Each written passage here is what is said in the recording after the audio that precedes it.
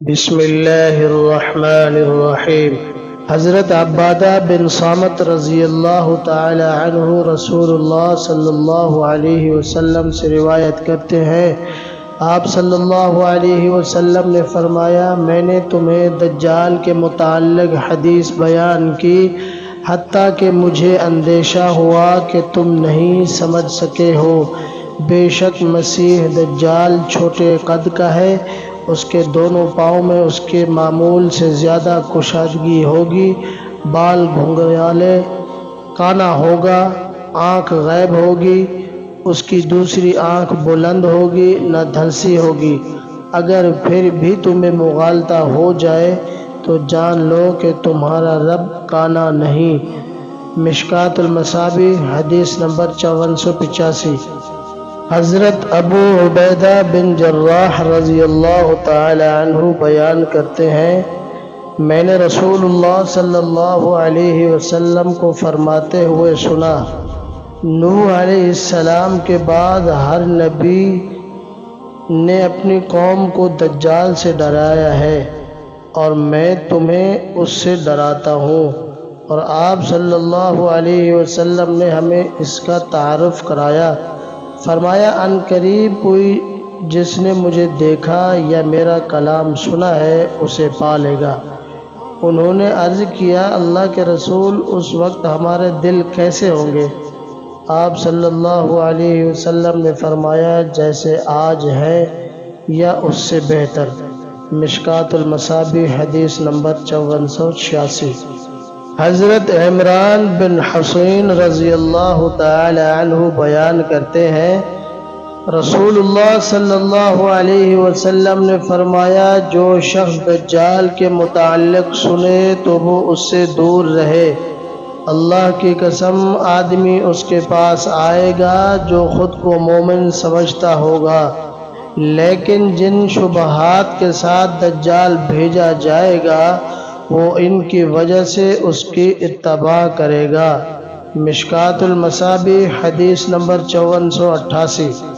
حضرت آسمہ بنت یزید رضی اللہ تعالی عنہا بیان کرتی ہیں، رسول اللہ صلی اللہ علیہ وسلم میرے گھر میں تھے، آپ نے دجال کا ذکر کیا تو فرمایا، اس سے پہلے 3 قسم کے قحط ہوں گے۔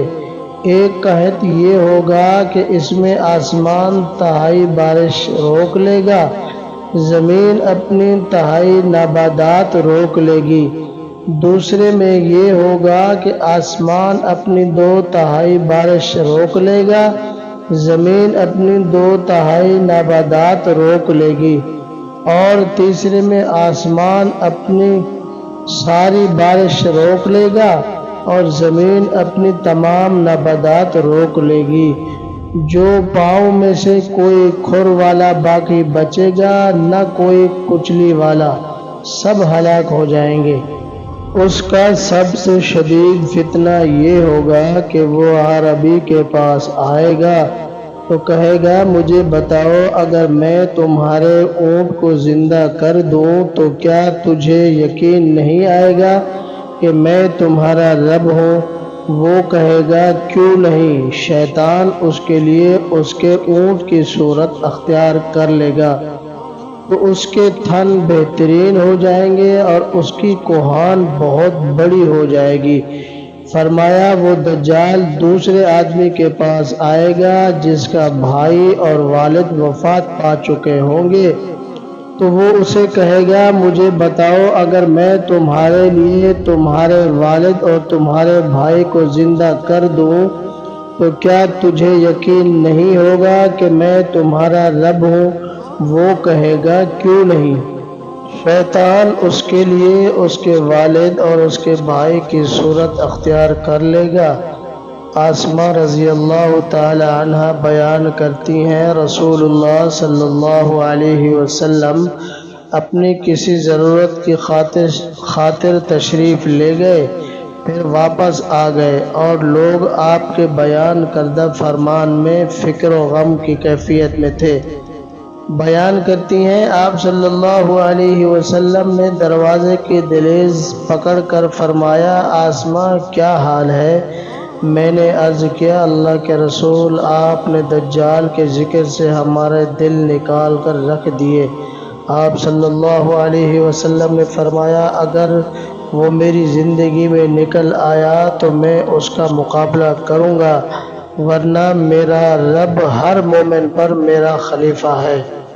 میں نے عرض کیا اللہ کے رسول، ہم اپنا آٹا گوندتی ہیں اور روٹی پکا کر ابھی فارغ بھی نہیں ہوتی کہ پھر بھوک لگ جاتی ہے، تو اس روز مومنوں کی کیا حالت ہوگی؟ فرمایا تسبیح و تقدیس جو آسمان والوں کے لیے کافی ہوتی ہے وہی ان کے لیے کافی ہوگی۔ مشکوٰۃ المصابیح حدیث نمبر 5491۔